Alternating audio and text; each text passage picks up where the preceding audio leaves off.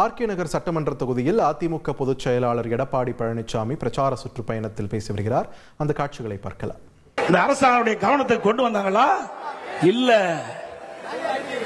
அவர்கள் எல்லாம் திமுக அடிமையாகத்தான் 10 ஆண்டு காலம் இருந்தாங்க. அண்ணா திமுக அப்படி அல்ல. எங்கள் கூட்டணியிலே சேருகின்றவர்கள் சுதந்திரமாக செயல்படலாம். அந்தந்த கட்சியுடைய கொள்கைகள் அவரவர்கள் விருப்பப்படி நடந்து கொள்ளலாம். கொள்கையின் அடிப்படையில் மக்களுடைய பிரச்சனையை எடுத்து வைக்கலாம். இது அண்ணா திமுக கூட்டணியிலே இன்றைக்கு சுதந்திரமாக இருக்குது. திமுக கூட்டணி அப்படி இல்ல. 10 ஆண்டு காலம் தொடர்ந்து திராவிட முன்னேற்ற கழகத்தில் அங்கம் வைத்த அந்த கட்சிகளுக்கு அற்புதமான பரிசு கொடுத்துட்டார். 2021 சட்டமன்ற பொதுத் தேர்தலில் 6 இடம் கொடுத்த கட்சிக்கு 5 இடம் கிடைச்சிருக்குது. திமுகவில் இருந்தா இப்படித்தான் நிலைமை. இருக்கின்ற வரை அவருடைய சத்துக்களை உறிஞ்சிடுவாங்க திமுக. அட்ட போல உறிஞ்சுகின்ற கட்சி திமுக கட்சி. கூட்டணி கட்சி தலைவர்கள் சிந்திக்க வேண்டும். இனியாவது சிந்திக்க, எதிர்காலத்திலாவது சுதந்திரமா செயல்படுங்க. மக்களுக்காக நீ கட்சி தொடங்கி இருக்கிறீங்க. மக்களுடைய பிரச்சனை வருகின்ற பொழுது ஆளுங்கட்சியாக இருந்தாலும் அது கூட்டணியில் அங்க வைத்தாலும் மக்களுடைய பிரச்சனையை தைரியமாக சட்டமன்றத்தில் எடுத்து வைத்து மக்களுடைய பிரச்சனைக்காக சாலையில வந்து போராடுகின்ற கட்சி தான் மக்களுக்கு உழைக்கின்ற உண்மையான இயக்கம். ஆனா திராவிட முன்னேற்ற கழக தலைமையிலே அமைக்கப்படுகின்ற கூட்டணியில் இருக்கின்ற கட்சிகளுக்கு அந்த எண்ணம் எல்முனி அளவில் கிடையாது. அடிமை கூட்டம் அங்க சொன்ன மாதிரி. வருகின்ற சட்டமன்ற பொதுத் தேர்தலை பொறுத்த வரைக்கும் திரு ஸ்டாலின் அவர்கள் எப்படியாவது தன்னுடைய மகனை முதலமைச்சராக்க வேண்டும். தன்னுடைய மகன் உதயநிதி அவர்களை முதலமைச்சராக்க வேண்டும். அதுதான் இப்ப அவருடைய எண்ணமாக இருக்கின்றது. எப்படியாவது தமிழ்நாட்டுக்கின்ற சின்ன சின்ன கட்சிகள் எல்லாம் சேர்த்து அங்க சட்டமன்ற தேர்தலில் அதிக இடங்களை பெற்று திமுக ஆட்சிக்கு வருகின்ற பொழுது உதயநிதி ஸ்டாலின் அவர்கள் தான் முதலமைச்சராக வருவதற்கு இன்றைய முதலமைச்சர் முயற்சி செய்து கொண்டிருக்கிறார். அதற்கு மக்கள் அனுமதிப்பீங்களா? திரு ஸ்டாலின் அவர்களே, நீங்க எவ்வளவுதான் குட்டிக்கரணம் போட்டாலும் இன்னைக்கு தமிழ்நாடு மக்கள் நம்ப போவதில்லை. இன்றைக்கு திராவிட முன்னேற்ற கழகம் 2021 சட்டமன்ற பொதுத் தேர்தல் சுமார் 525 அறிவிப்புகள் வெளியிட்டீங்க. இதுவரை 4 பங்கு அறிவிப்பு தான் நிறைவேற்றிருக்கிறீங்க. எஞ்சிய அறிவிப்புகள் அத்தனையோ வெற்றி அறிவிப்பாகிவிட்டது. மக்கள் புரிந்து கொண்டார்கள். உங்களுடைய முகம் மக்களுக்கு தெரிந்து விட்டது. வருகின்ற சட்டமன்ற பொதுத் தேர்தலில் திராவிட முன்னேற்ற கழக தலைமையில் அமைக்கப்பட்ட கூட்டணி மிகப்பெரிய படு தோல்வி அடைவது உறுதி. மக்கள் அவரது ஆட்சி அகற்றப்பட நீங்கள் துணை நிற்பீங்களா?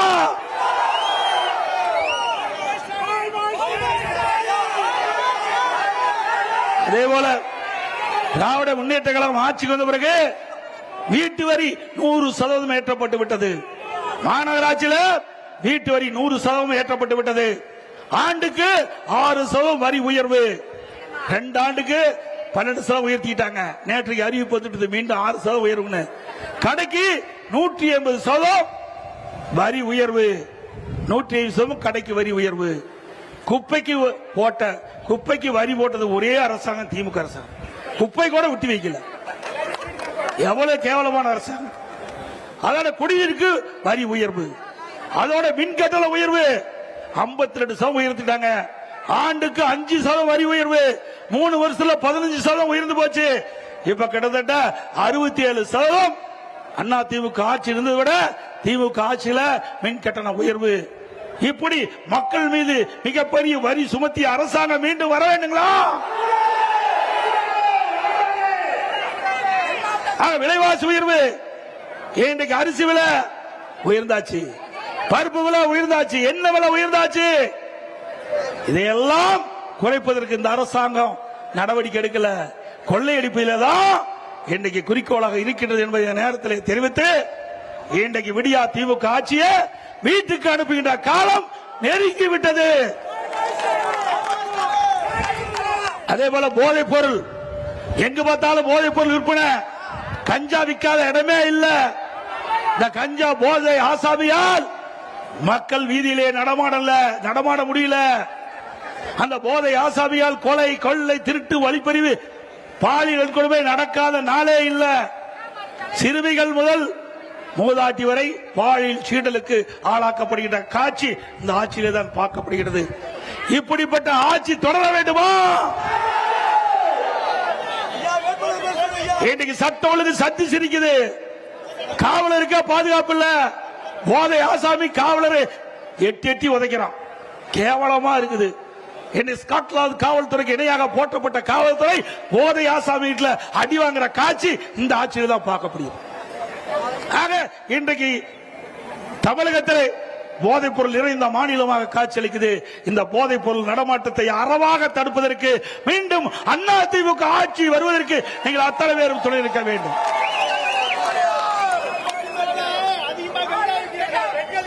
அதே போல கஞ்சா விற்றவர்களை காவல்துறைக்கு புகார் கொடுத்த காரணத்தினால படுகொலை செய்யப்பட்டிருக்கிறார்கள். இந்த பகுதியிலே கஞ்சா விற்ற அந்த ஆசாமியினுடைய தகவலை காவல்துறைக்கு தகவல் கொடுத்த காரணத்தினாலே அவர்களை படுகொலை செய்யப்பட்டிருக்கிறார்கள். ஆக இப்படிப்பட்ட ஆட்சி தமிழகத்திலே தொடர்ந்தால் நிச்சயமாக மக்களுக்கு பாதுகாப்பு இல்ல, பெண்களுக்கு பாதுகாப்பு இல்ல, சிறுமிகளுக்கு பாதுகாப்பு இல்ல. அப்படிப்பட்ட பாதுகாப்பற்ற ஆட்சியை அகற்றுவீர்களா?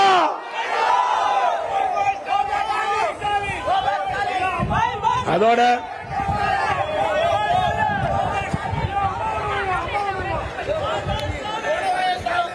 அம்மா உணவகம் வேண்டுமென்றே திட்டமிட்டு அரசியல் காழ்ப்புணர்ச்சியின் காரணமாக அம்மா உணவகத்தை சரிவர பராமரிக்கல. அங்க சரியான பொருட்கள் வாங்கி கொடுப்பதில்லை. ஏற்கனவே பணிபுரிந்த பணியாளர்கள் குறைக்கப்பட்டு விட்டது. மீண்டும் அதிமுக ஆட்சி மலர்ந்தவுடனே அம்மா உணவகம் சிறப்பாக செயல்படும்.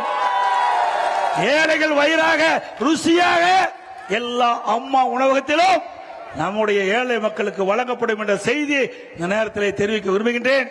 அதோடு இந்த நிகழ்ச்சியிலே பங்கு பெற்றிருக்கின்ற கழகத்துடைய நிர்வாகிகள் நேதாஜி கணேசன் அவர்களே, திரு பி வெங்கடேசன் அவர்களே, திரு ஆர் எஸ் ஜனார்த்தனம் அவர்களே, திரு பாலமுருகன் அவர்களே, சரியாக மதுரை வீரன் அவர்களே, ஸ்ரீ சத்யரட்சன் அவர்களே, நாகரத்தினம் அவர்களே, கே வி சுபா தேவராஜன் அவர்களே, திரு வினோத்குமார் அவர்களே, எஸ் ஆர் பாபு அவர்களே, திரு ஏ கணேசன் அவர்களே, லட்சுமி அவர்களே, திரு ஐயப்பா, திரு வெங்கடேசன் அவர்களே, சந்தன சிவா அவர்களே, நித்யானந்தம் அவர்களே, திரு எமன் சீனிவாச பாலாஜி அவர்களே, டி ஜனார்த்தன் அவர்களே, முத்துச்செல்வன் அவர்களே, ஜெயவனந்தன் அவர்களே, கார்த்திகேயன் அவர்களே, திரு ஜஸ்டின் பிரேம்குமார் அவர்களே, திரு எஸ் முகேஷ் அவர்களே, குமார் அவர்களே, கவுண்டர்களே மற்றும் நம்முடைய கூட்டணியில் அங்கம் வைக்கின்ற பாஜக பொறுப்பாளர் திரு என்எல் நாகராஜ் அவர்களே, பாஜக பொறுப்பாளர் எம் கிருஷ்ணகுமார் அவர்களே, பாஜக பொருளாளர் சதாசிவம் அவர்களே, பாமக பசுமை தாயத்தைச் சேர்ந்த திரு வி ராதாகிருஷ்ணன் அவர்களே, பாமக திரு வண்ண ஆர் சத்யா அவர்களே, அம்மா மக்கள் முன்னேற்ற கழக மாவட்ட செயலாளர் திரு டி சக்கரபாணி அவர்களே, இந்திய ஜனநாயக கட்சியின் ஆர் குணசேகரன் அவர்களே, நம்ம கூட்டணி அங்கம் வச்சு சேர்ந்த கழக உடன்பிறப்புகள் அனைவருக்கும் இந்த நேரத்தில் நன்றி தெரிவித்து, அந்த மீனவர் மக்களுடைய கோரிக்கையை ஏற்று மீன்பிடி தடை காலத்தில் 8,000 ரூபாய் கொடுத்திருந்த 12,000 ரூபாய் உயர்த்தி கொடுத்திருக்கிறது.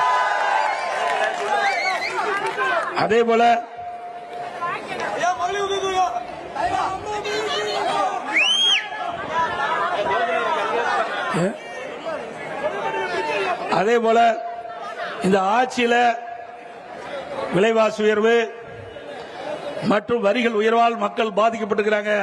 அந்த பாதிப்பிலிருந்து மீட்டெடுக்க ஒவ்வொரு குடும்பத்திற்கும் ஒவ்வொரு குடும்ப அட்டைக்கும் 10,000 ரூபாய் அதிமுக ஆட்சி வழங்கப்படும். இன்றைக்கு 1000 ரூபாய் உரிமை தொகை வழங்கிக் கொண்டிருக்கின்றதை இனி குடும்ப அட்டையில் இருக்கின்ற குடும்ப தலைவியின் வங்கி கணக்கில் 2,000 ரூபாய் மாதந்தோறும் வழங்கப்படும். அதே போல அம்மா இருசக்கர வாகனம் 5 லட்சம் பேருக்கு தெரியும். 5 லட்சம் பெண்களுக்கு அம்மா இருசக்கர வாகனம். ஒவ்வொரு அம்மா இருசக்கர வாகனத்துக்கு 25,000 ரூபாய். அதே போல எல்லா குடும்பத்திற்கும் 3 கேஸ் சிலிண்டர் மானியமாக வழங்கப்படும். அதே போல நகர பேருந்துல பெண்கள் கட்டணம் இல்லாமல் பயணம் செய்யறாங்க. இனிமேல் ஆண்களும் கட்டணம் இல்லாமல் பயணம் செய்யலாம். படித்த இளைஞர்கள் வேலைவாய்ப்பு அலுவலகத்திலே பதிவு செய்யப்பட்டிருந்தா அவளுக்கு மாதந்தோறும் 2,000 ரூபாய் கிடைக்கப்படும். வேலை கிடைக்கின்ற வரை, அதுவரை +2 வரைக்கும் படிச்சிருந்தா 1000 ரூபாய் கிடைக்கும். ஆட்டோ ஓட்டுநர்கள் அந்த ஆட்டோ சங்கத்திலே பதிவு செய்யப்பட்டு புதிய ஆட்டோ வாங்கினா 75,000 ரூபாய் மானியம் கிடைக்கும். ஒவ்வொரு பொங்கல் என்றும் அந்த பொங்கல் தொகுப்போடு 1000 ரூபாய் வழங்கப்படும். ஆர்கே நகர் சட்டமன்ற தொகுதியில் அதிமுக பொதுச் செயலாளர் எடப்பாடி பழனிசாமி பிரச்சார சுற்றுப்பயணத்தில் பேசிய காட்சிகளை நாம் பார்த்தோம். இனி செல்லும் இடமெல்லாம் செய்தி. தந்தி டிவியின் வாட்ஸ்அப் சேனலை ஃபாலோ பண்ணினா செல்ல இருக்கும் இடமெல்லாம் செய்தி. இதோ QR கோட் இப்பவே ஸ்கேன் பண்ணுங்க, ஃபாலோ பண்ணுங்க.